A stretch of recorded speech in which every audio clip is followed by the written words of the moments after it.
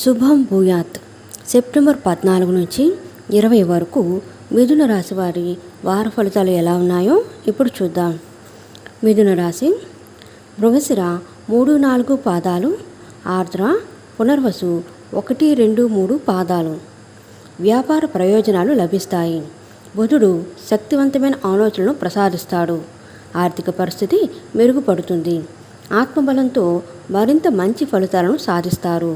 కొందరి ప్రవర్తన ఇబ్బంది కలిగిస్తుంది, అయినా ఓర్పుతో వ్యవహరించండి.